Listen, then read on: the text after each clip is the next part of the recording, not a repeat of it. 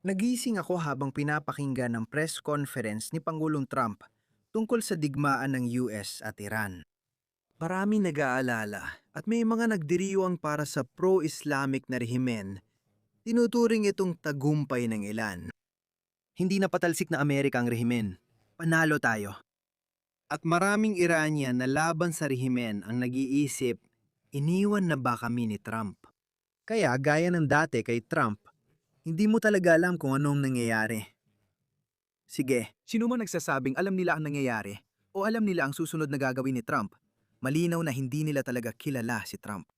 Wala rin ako alam pero may ilang posibilidad na gusto kong sabihin sa'yo para mas maintindihan natin ang maaring mangyari. Kaya magsimula na lang tayo sa umpisa. Tatlong layunin ni Trump.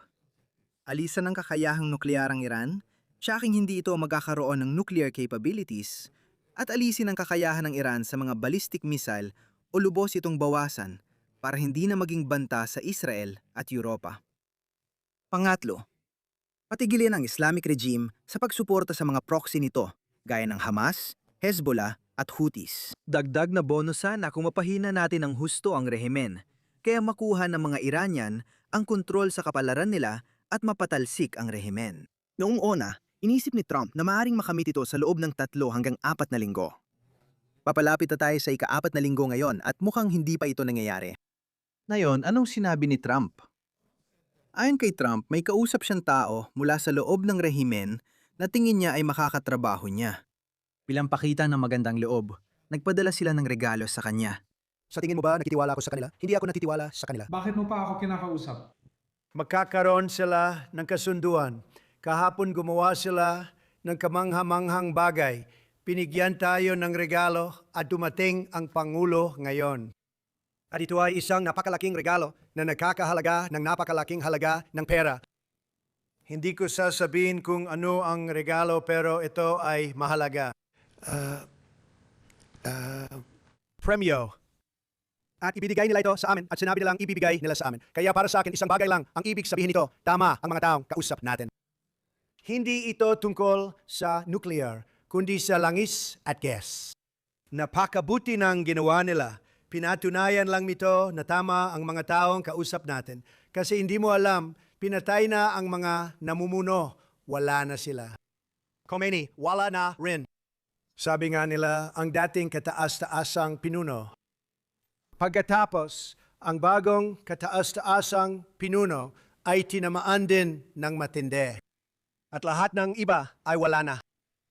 Pagkatapos, karamihan sa mga tao sa ikatlong antas ay wala na. Nakikisalamuha tayo sa grupong tumupad sa pangako. At ang regalong ibinigay nila sa atin ay napakahalaga. Sinabi nilang gagawin nila ito at nangyari nga, sila lang ang nakagawa nito. Hindi pa niya binabanggit kung sino ang mga yon. Sinabi niya na ang regalo ay may kinalaman sa langis ng Iran. Ano kaya yon? Balikan muna natin ang mas malawak na konteksto. Alam ni Trump na kung pababayaan ng rehime Islamiko, mas lalala pa ang sitwasyon kumpara bago ang digmaan. Dahil mas delikado ang sugatang hayop kaysa sa malusog na hayop. Lalo na ang isang kaaway, tulad ni Mustafa Khamenei, na kilala bilang mas matindi pa kaysa sa kanyang ama. Nawala na rin siya ng mga kapamilya, ang kanyang ama, mga anak, at asawa o mga asawa. Hindi ko alam kung ilan. Kaya hindi magandang ideya na iwan ang taong yon sa kapangyarihan. Naiintindihan yon ni Pangulong Trump. Sinong iwan niyang mamuno? Hindi natin alam. Siguro, malalaman din natin. Ngayon, may isa pang posibilidad.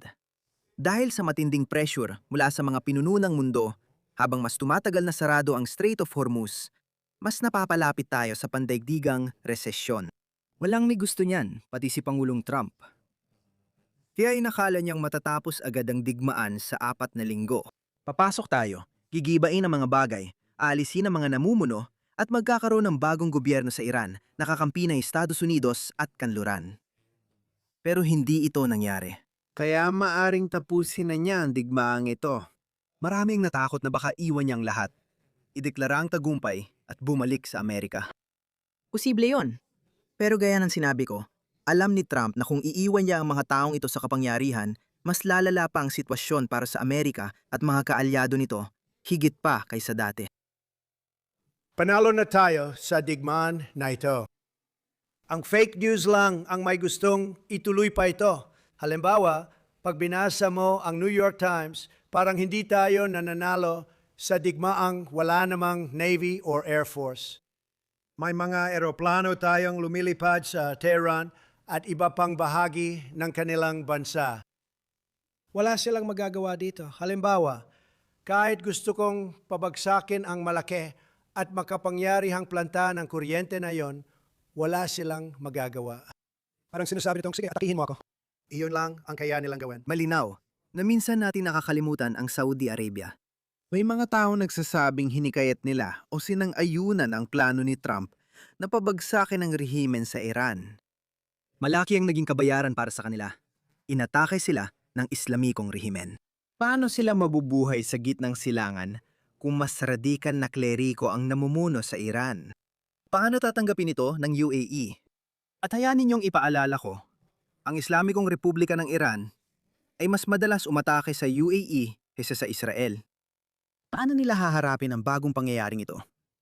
Kakayanin ba nilang mamuhay kasamang mas radikal na kleriko? May isa pang malaking issue na di na pag-uusapan, ang Israel. Aatake ng Israel ang Islamikong Republika ng Iran dahil sa teorya, iyon ang pinakamainam na panahon para atakihin ang Islamikong rehimen.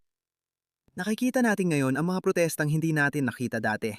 Para pigilan ito, pinatay ng Islamikong rehimen ang 30,000 hanggang 40,000 nilang mamamayan. Mas marami talagang alam ang Israel tungkol sa Islamikong Republika kumpara sa iba. Libo-libo ang espiya nila sa Iran, kaya ito ang tingin nilang tamang panahon para umatake. At gagawin nila yon kahit walang suporta mula sa US.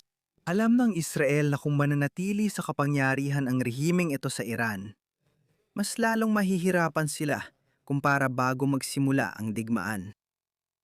Sa tingin ko, hindi titigil ang Israel sa pambubomba sa Islamikong rehimen. Sa tingin ko, marami pa rin mga operatiba ng Mossad sa Iran.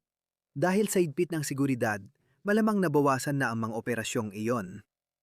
Kaya hindi na rin natin nakikita ang dami ng pagpaslang na gaya ng sa Hezbollah noong simula ng digmaan. Kapag naging kampante ang rehimeng Islamiko at nagsimulang magdaos ng mas maraming pagpupulong, tingin ko, pupunteriyahin ng Israel ang mga iyon. Kaya hindi rin ito lubos na nasa kamay ni Trump, lalo na't alam natin na sinabi na ni Marco Rubio na parang nadamay lang tayo dito dahil aatakihin naman talaga ng Israel ang Iran anuman ang mangyari. Kaya kung atakihin naman talaga ng Israel ang Iran, anuman ang mangyari at hindi handa ang US na gawin ito, ibig sabihin, hindi mapipigilan ng US ang Israel sa pag-atake sa Iran. Ngayon, kung naalala mo ang 12 araw na digmaan nung nanawagan si Trump ng tigil putukan, gusto pa ring ipagpatuloy ng Israel at patuloy na binobomba ng Israel ang Islamikong rehimen. At kung naalala mo, yun lang ang tanging pagkakataon na sinabi talaga ni Trump. Hindi nila alam kung ano ang nangyayari. Binanggit pa niya ang F-word. Matagal at matindi na ang laban, kaya hindi na nila alam ang ginagawa nila. Naiintindihan mo ba yon? Malinaw na inis siya kay Benjamin Netanyahu dahil gusto pa nitong magpatuloy. Pero sa puntong yon, malinaw na ginamit ni Trump ang impluwensya ng Amerika at pinatigil si Netanyahu sa pagpapatuloy ng digmaan. Magagawa niya kaya ito sa pagkakataong ito? Sa tingin ko, mas mataas ang nakataya para sa Israel. Kung magpapatuloy ang rehimeng ito, lalong mahihirapan ang karaniwang Israeli. Kaya kung sabihin ni Pangulong Trump, sige, nanalo na tayo. Malaking pinsala natin sa Navy, sa Air Force, uwi na tayo, panalo na tayo. Heto ang mga taong makakausap natin para sa isang kasunduan. Sa ngayon, hindi pa natin alam kung sino ang mga ito. Pero may nagsasabi na posibleng may malalakas na pagtalikod sa IRGC. At may ilang tao sa loob ng IRGC na maaaring nilalampasan ng mga radikal at handang makipagkasundo kay Pangulong Trump. Paalala lang, sinabi ni Trump na nakikipag-usap tayo sa mga nagpadala ng regalo bilang mabuting hangarin. Ano kayang regalong konektado sa langis yun? Maraming tao nagsasabi na ang mga US Marines ay naghahanda para sa isang pag-ataking mula sa dagat sa isla ng Hak. 70% ng langis ng Iran ay dumadaan doon. Maraming tao nagsasabi na sasalakain ng US ang isla ng Hak pagkapasara ng stock market sa Biyernes ng gabi. Pagkatapos, aagawin agad nila ang Hagalin. Pagbukas ng stock market sa Lunes, kalmado na ang lahat kaya walang matinding hysteria. Sa ngayon, haka-haka lang ito, palagay ko. Iniisip ko na baka may ilang tao mula sa loob ng IRGC na nilampasan si Mustabak Khamenei at nakipagkasundo kay Pangulong Trump. Baka payagan namin kayong salakayin ang isla at di namin kayo aatakihin. Sana ganun nga. Sana maganap ang malawakang pagtalikod sa rehimen. Sana may taong nagtatraidor kay Mustabak Khamenei mula mismo sa loob ng rehimen. Pero gaya ng sinabi ko, posible ring ideklara ni Trump ang tagumpay, maghugas kamay at umuwi na lang dahil ayaw niyang magkaroon ng pandaigdigang resesyon. Hindi natin alam kung anong sinasabi ni Maharon kay Pangulong Trump. Hindi rin natin alam kung anong sinasabi ni Murs, Kiyostame, ng punong ministro ng Hapon at pati na rin ni Anthony Albanese. Hindi natin alam kung anong sinasabi ng lahat ng mga taong ito. Tayo dito sa Australia, maghaharap tayo sa isang napakalaking krisis sa fuel sa Australia. Kaya hindi ko alam kung anong sinasabi ng mga pinunong ito ng mundo kay Pangulong Trump. O baka naman lahat ito ay palabas lang. Maaaring palabas lang ito. Ayon sa ilang nagdududa sa pro-Islamic na rehimen, tuwing nangangako si Trump ng kasunduan, binubomba niya ang rehimeng Islamiko.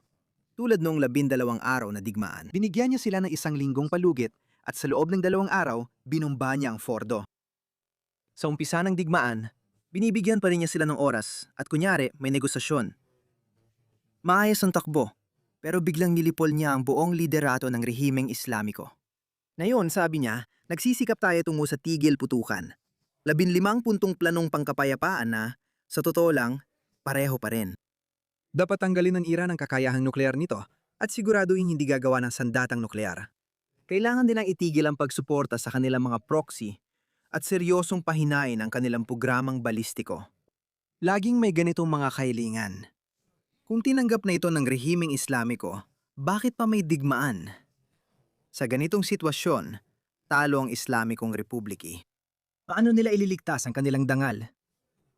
Kaya ang punto ko, lahat ng kalituhan na ito ay sinadya dahil sa tingin ko, hindi pa ito tapos. Hindi ko iniisip na basta-basta lang mag-iimpake si Trump at uwi. Kung iniisip mo yan, baka gusto niya talagang isipin mo. Mas mahalaga, gusto niyang isipin niyo ng Islamikong Republika. Isa pa, naiintindihan kong ayaw ni Trump ng digmaan. Gusto niya ng pag-unlad na ekonomiya at ayaw niyang may namamatay. Pero may kakaiba kay Trump sa pagkakataong ito. Gusto rin niyang mag-iwan ng magandang pamana. Sa palagay ko, nais niyang maalala siya ng mga susunod na henerasyon bilang isa sa pinakadakilang pangulo sa lahat ng panahon. Sa tingin ko, ito ang rason kaya siya sumali sa digmaan. Akala niya kaya niya alisin ang pinakamalaking sakit ng ulo sa gitnang silangan, ang Islamikong Republika ng Iran, at magdala ng kapayapaan doon. Talagang isang pamana na sulit ipaglaban yon. Maraming Iranian ang sumisipsip, nakikiusap sa kanya, pinapangalanan ang mga kalye, kumakanta at Trump dance para sa kanya. Marami sa mga bagay na itong nangyayari na alam nating gusto ni Trump. Kaya gusto niya ng magandang pamana. Naiintindihan niya na sa maikling panahon, may kailangang pagbayaran. Gaano kalaki ang handa niyang bayaran? Hindi natin alam. Sabi ko nga noong una, akala niya matatapos ang digmaan sa 4 na linggo at tayong mananalo. Pero hindi yun nangyari. Ibig sabihin, ito na yon? Hanggang dito lang kaya niyan ibigay? Parang, oy mga Iranian, sinubukan ko pero di gumana. Sorry, malas lang. Kailangan ko makipagkasundo sa isang tao at tapusin ang kabanatang ito. Posible rin yan. Lahat ay nalilito rin tulad ko. Pero lahat ng posibilidad na ito ay bukas.